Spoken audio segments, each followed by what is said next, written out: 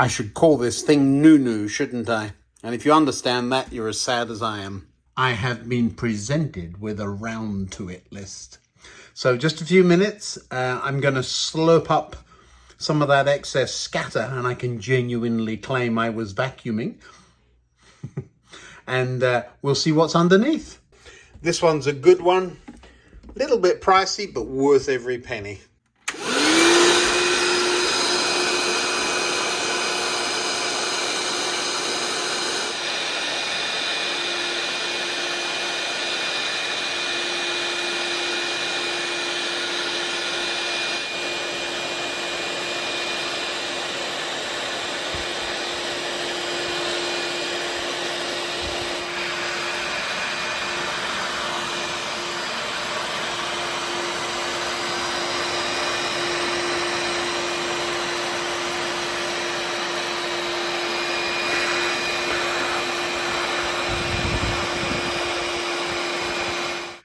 You're watching me vacuum clean a model railway.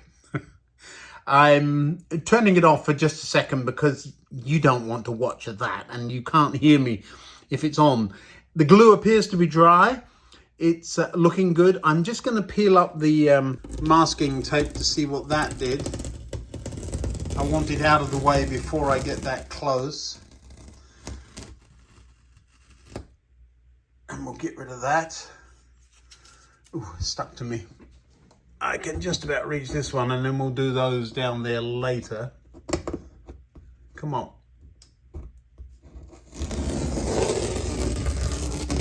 Looks like we got an edge.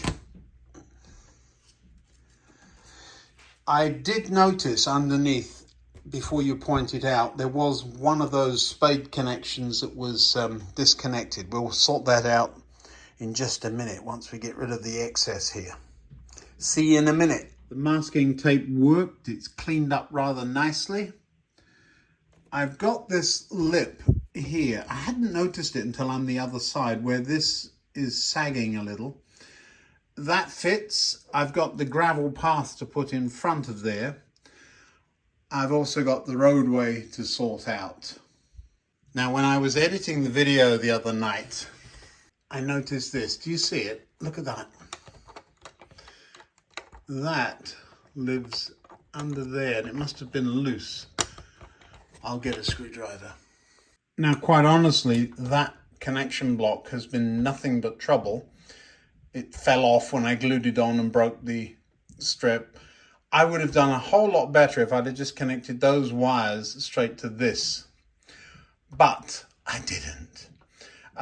The point of a connection block is to give you some versatility and an ability to disconnect things.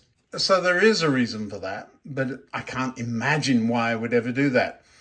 So it's true to say that connector blocks are problematic. I'll show you something else in just a moment. First, let's get this one fixed. Just checking the one beside was... Well, that's tight. That's interesting. Must never have been under there in the first place properly. We're just going to slide that under. There we go. And I'll tighten that up. Well, that's better. I'll pop that down.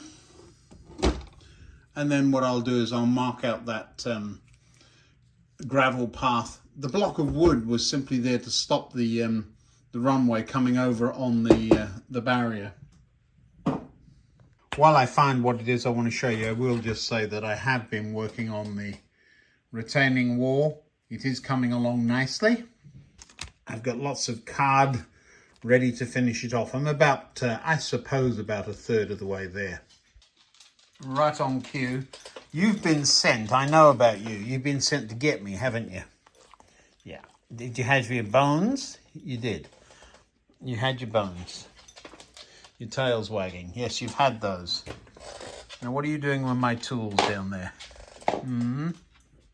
She's still talking to me even after having given her a bath with the hose pipe yesterday.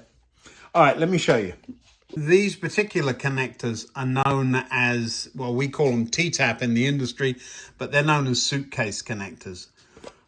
They look a bit like suitcases once they're on, and I can't get the lid off one-handed. Hold on. Oh, I can. Look at me.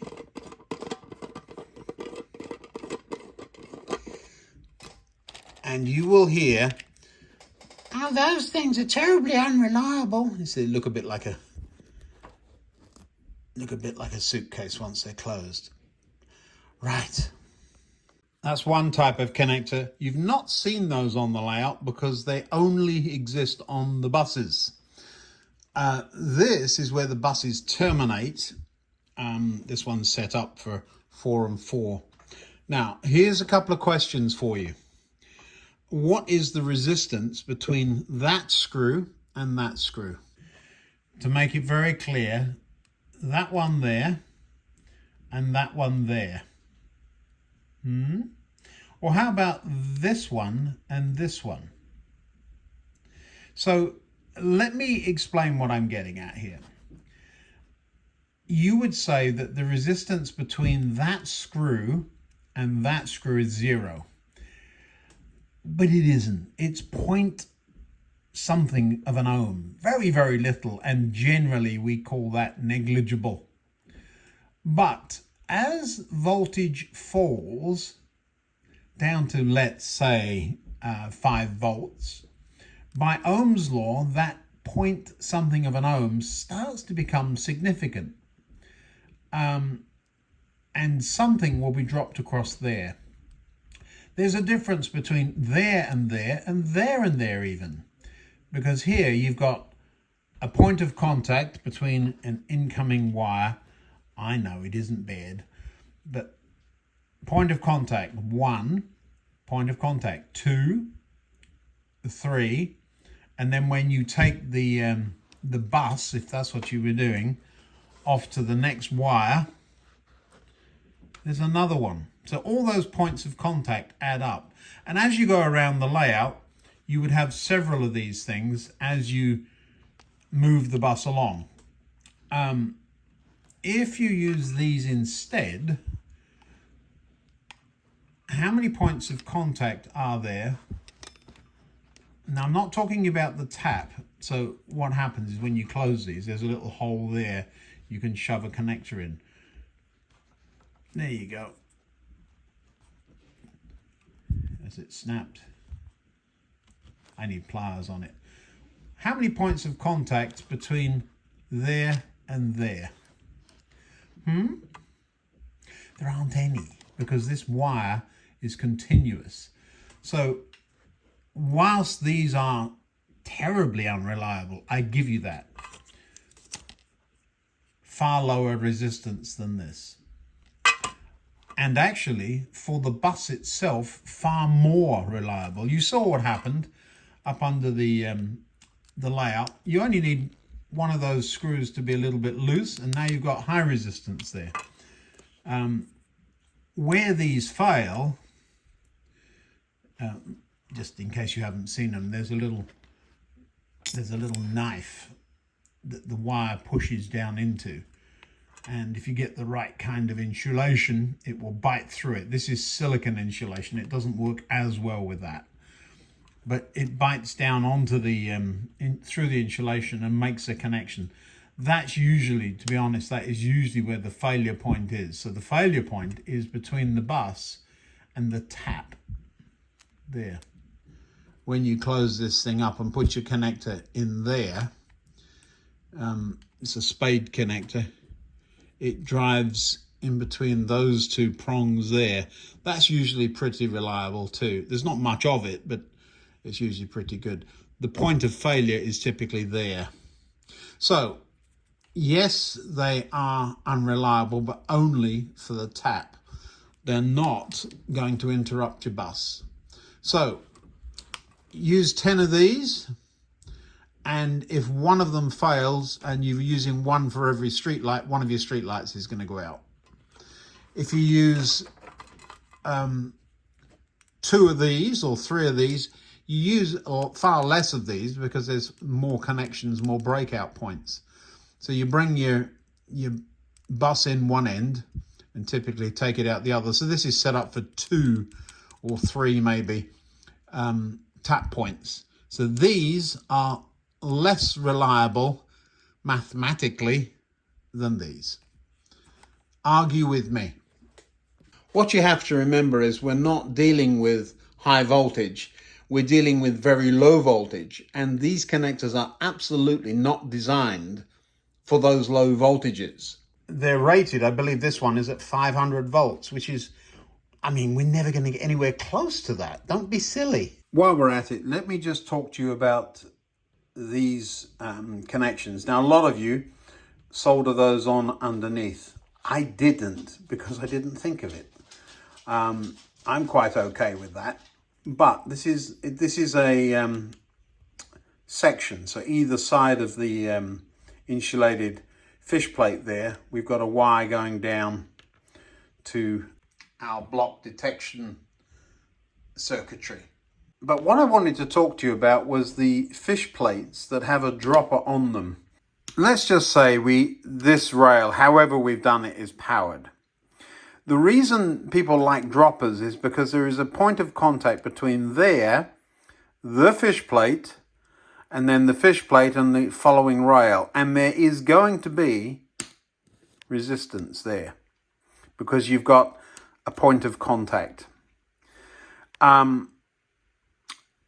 The fish plates that have the wire under them, I've always smiled sweetly about them. They're far better than having a connection here and relying on the fish plate alone. But they only halve the problem, because you still have a point of contact between the fish plate and the rail. It's right there. And as some of you have seen in this heat, what's going on is these rails are moving back and forth, which is why I like gaps, and they have all closed up.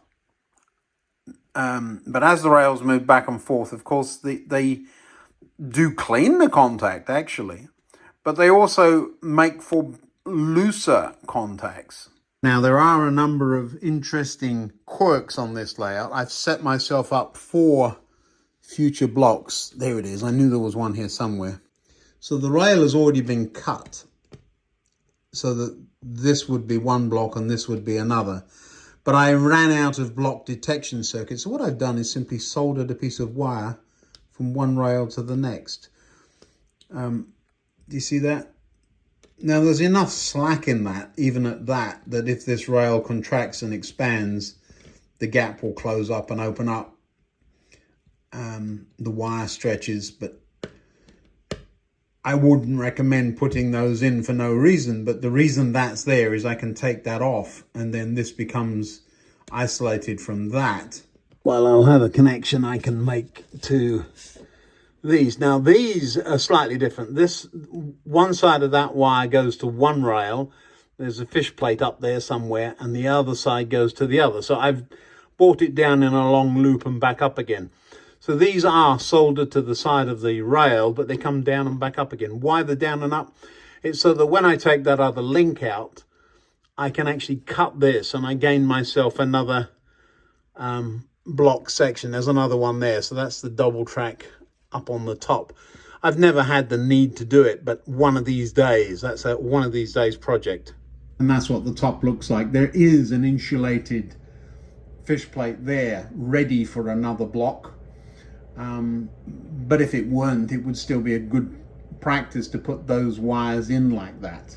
Anyway, I'm prattling on here about connections and all that good stuff and trying to stay down here in the cool, and I've got to go upstairs, comb the dogs or brush the dogs. We bathed them yesterday, and today they're shedding hair all over the place, which is normal. I've also got to get rid of some fallen trees, so I'm going to be busy for a bit.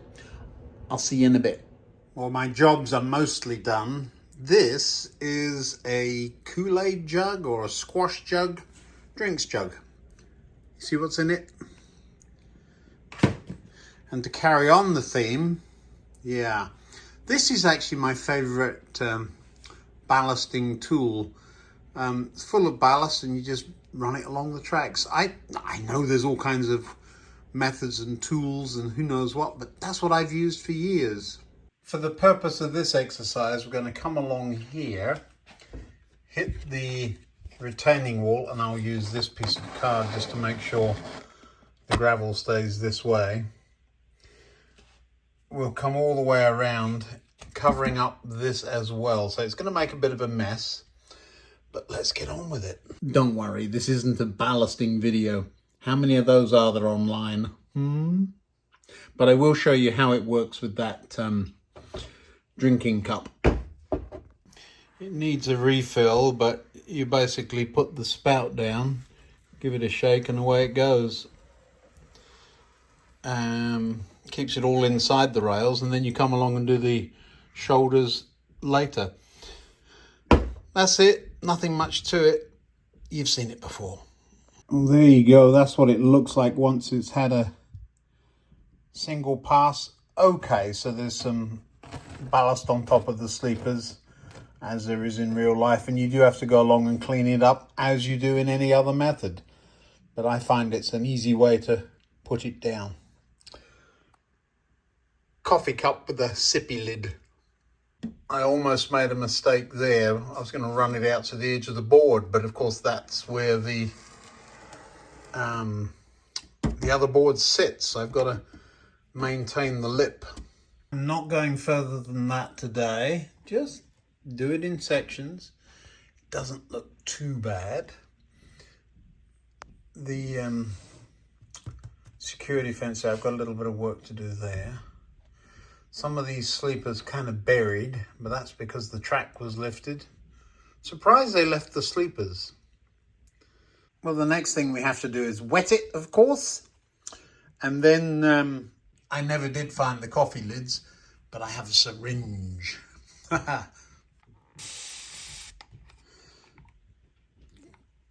Great, lovely squirt bottle. To put it in perspective, it's only gone down that much, and this is all soaking wet, so I'm expecting it isn't actually as wet as it looks. But it's one of the best squirt bottles I've ever had. I have no idea where I got these syringes from. They have a bit of a curly end on them. I've cut the end off to make the hole a bit bigger, but they work just lovely. So now I'm going to go along and squirt glue everywhere. Anybody who's ever ballasted knows this look. And what you're looking for is, look, bit of ballast missing there, little dry spot there. Well, it's not dry anymore, is it? But other than that, temptation to wipe that off, isn't it? There's some ballast under that. I'm not touching it. So the secret here, don't touch it. Leave it alone. Look at all that glue pulled up on top of the sleepers. You'll see that in a number of places. It dries and it flakes off. It's perfectly fine. And then eventually I'll learn how to use an air gun and spray paint it. I'm expecting this to take about a day to dry. It's nice and warm down here and very dry, and so we'll see what happens. In the meantime, find somewhere else to be and don't touch it. It looks a gooey mess, doesn't it? And how did that piece of ballast get up on top of the rail? But I'm not touching it. Those ones down the side there, they pick off, and yeah. There's one on top of a sleeper there. Mostly the ones between the rails are not on top of the track. There is one there, a couple there. But again, I will leave it alone.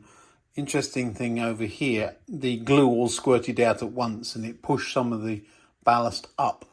So there's a little mound of it there against the rail. Do you see that? But that will unpick once this glue dries. Do you see the baseboard there? You hardly notice, and certainly won't notice once it's dry. I'm happy with that. We need to let it dry. I am going to wash that syringe out so I can use it again. It's a little annoying that some of it's got onto this area. I wanted to glue that and get the gravel down, but I can't do that until this is dry. Well, I could, but it'll go everywhere, so I'm just staying away from here.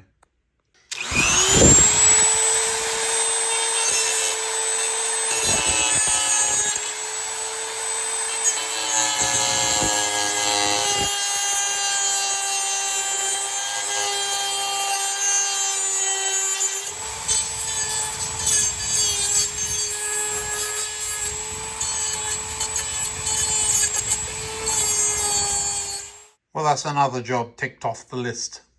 Now, why didn't I do that little bit of ballasting too?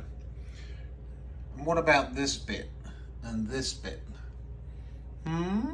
Well, to do that, I would have had to have moved that train. To move the train, even as far as there, all of that big mess over there would have had to have been cleaned up. Yes. Well, I suppose I could have just lifted the trains off. And what kind of railway does that? No. No, seriously. What I'm trying to do is stay focused and get one thing done. It's only been maybe 2 hours and already the glue has mostly changed colour. There's a daub there and one of the bolts over there still showing white. But the rest of it is starting to settle in. Okay, so I can prepare for what's next. I've got some gravel to mix up. I didn't want it quite that light, so I'm going to add some dark. I think that's actually coal, isn't it? It is. Add a bit of that into there for the footpaths and the road there. But I haven't done anything outside of this area. Do you remember I said that the board sits on the edge there? That shows how long it's been since I've worked with this. It doesn't, of course. It used to, and then I cut it back to make it sink in. So I probably will have to go around and do something there. That's the numpty award of the day. Of course there are days where I just want to get the trains running. And that's coming, especially some of these EMUs that haven't run for quite a while. So we must get a running session going soon. The night mail's been sitting out there for a while. I do have some work to do on that one, don't I? I've got to get those headlights sorted out. I'm suspicious of this one. I've been working on it recently, but it seemed to me that it was slipping. So I am going to just quick open it and have a look. There's not much else I can do. I've painted myself into a corner, haven't I? Seriously though, I only have a very few minutes today, a total of maybe 45 minutes, maximum of an hour, the whole day I've been able to get here. Lots of other jobs to do. Combing the dog was quite interesting. You should see the mess it made.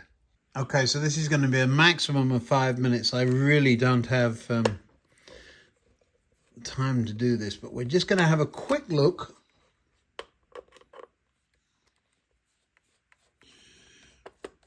A quick look, that's all we're doing. And many of my tools are where they shouldn't be. I'll tell you what I'm expecting to find. When I gave this a run the other day, it ran very nicely, but it seemed to be slowing down on the corners or slipping or something. So let's open it up and have a quick look. And what I'm interested in, other than ripping all the wires out, of course. Can I get out this easily? I'm going to have to lift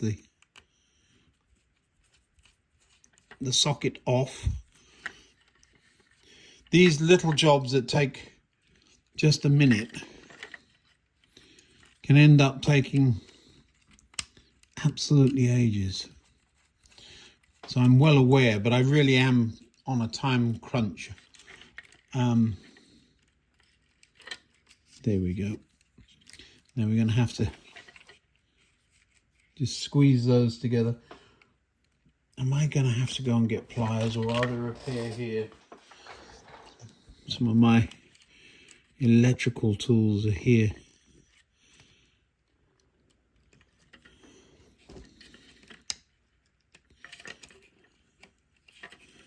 The wires are always short on these things. And with all this extra gubbins up here, I wonder if I can make it reach. Yes, I can. There we go. Just so you know what you've got going on here. It used to be that the wires would go straight from there to the pickup, from the pickup to the motor. Of course, now they go up and back because of the chip. Now, in this particular case, you've got all 4 wires are black. The chassis looks the same both ways round now that I've cut the hook off. Does it matter? Well, I've got a sort of a 50-50 chance of getting it right. What I'm saying is I'm not marking the cables. It doesn't matter if it goes the wrong way. What would matter is if I got the pickup and the motor wires backwards. There we go. All right, let's move all of this out of the way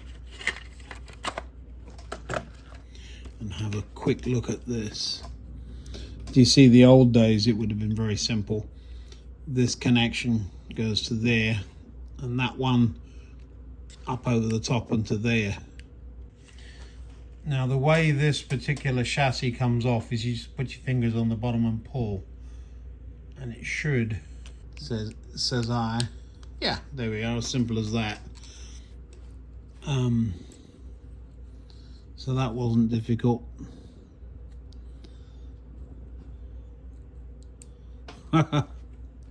Well, first things first, this is the second time I've found one of these things.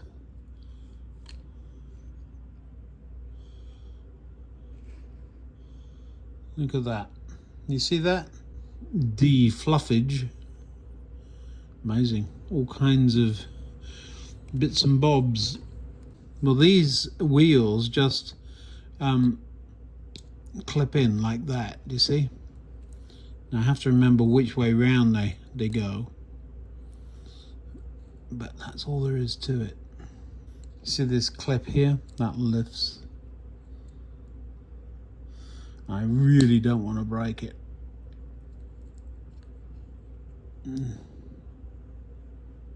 The more interesting metallic stuff.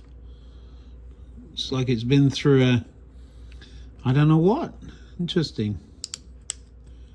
There's one, and then there's these other 2 clips on the top. I feel, there it is. Do you see this? Half of a nail. Let's put that in the bin before we lose it again. Always terrified of breaking these clips off of this kind of a motor. More junk. Now, off we go. It looks like the ring field when you take it. Of course it is not. But we are going to whip that out of there. And see what else we've got on there.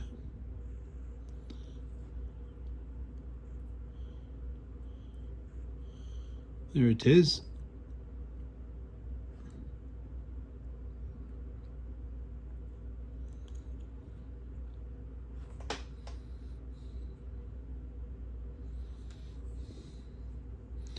I have no idea what that is. Looks like it really does look like it's driven through the trash pile. More there. That can't not supposed to be there, surely.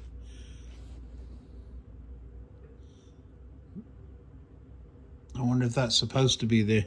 But it was wrapped around the drive there, so it was stopping it turning properly.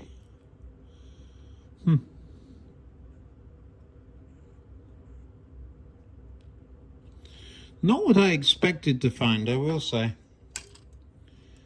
What I expected to find There's a split gear. And that isn't what I'm finding.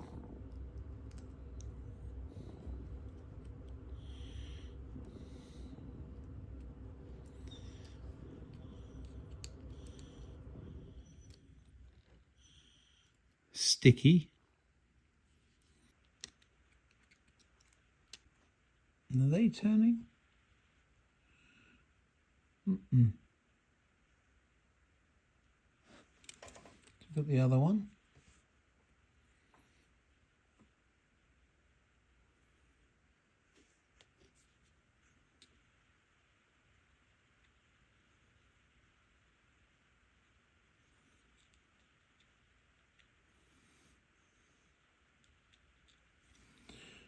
No.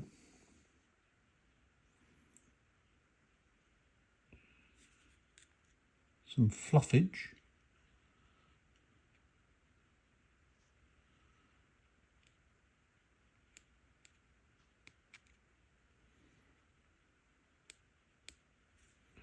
We'll clean that up. There's something there. What is that? Piece of copper or brass or something. Don't know if you can see that. There was something hard in one of the gears. The gears all there, they're not chipped or anything? No?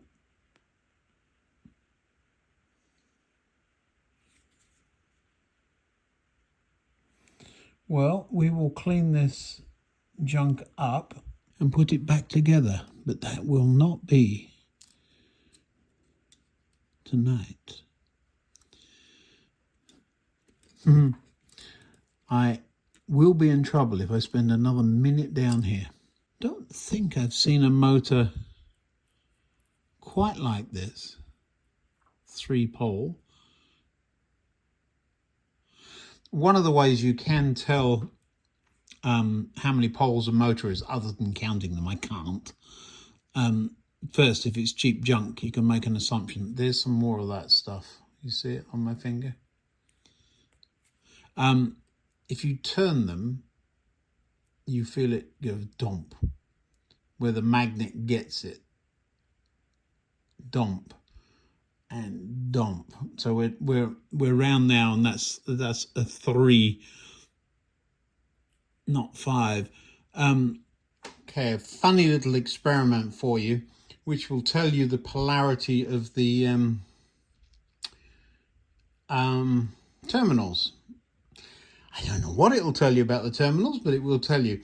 I'm joking. All right, so every motor is also a generator. So if I spin this, now it's a diode, so an LED, so it's only going to work one way. So if I flick it, there you see it flashing. So we turn it up this way. So when I turn it, if I turn it that way, nothing's going to happen, but turn it this way, counterclockwise or anti-clockwise, that LED will flash. See that?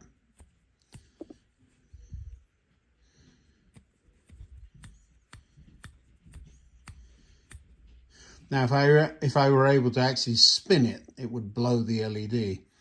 So yeah, because it does it in that direction, but not the other. So when it's going this way, that's the positive. Interesting, isn't it? Well, I thought you'd like to see that. I'm piddling around down here. I can hear my wife, and I know I'm in trouble if I don't get gone. So, other than retrieving a couple of bits of copper and paper and an elastic band, now I'm sure it wasn't supposed to be there. How do you know which way round this goes? Well, it can only go in one way, and there's a big lump on one end there. And if you put it in this way up, the contacts don't stick out through the hole the other side. So it goes that way. There we are. I will say just so you're aware, do you see how close this contact is to that pickup? Do you see that? So where that notch is, this notch, they've added that contact there, but I'm quite sure. Yeah, look at this. So back in the day, this contact, this pickup, used to go straight across. I'm going to put my finger under it so you can see that. Doesn't help. Piece of card under it so you can see. Do you see that notch?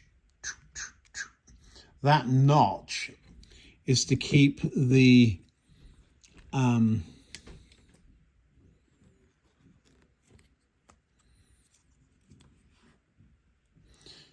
this contact here from that motor away from those pickups. So back in the day, you didn't have to solder a wire there. This here would have touched that. In DC world, well, it's gone straight in. So now let's pop the other side back on. I do want to just give it a scoosh out while I've got it open. But the way, oh, that's not the piece. This is the piece. And the contacts on the other side, of course, are insulated from the motor, which just goes to make the point. So if I were to squeeze that, bloop, it would be all back together again. We will do that tomorrow. So lots of tinkering around, just little bits and pieces. I'm sure there was something with that bubble car the last time I saw it running. So I'm hoping it was that half a nail and a couple of bits of paper and a half rubber band stuck in there. I really don't think that that's part of the mechanism. All right, that's it for now. See you next time.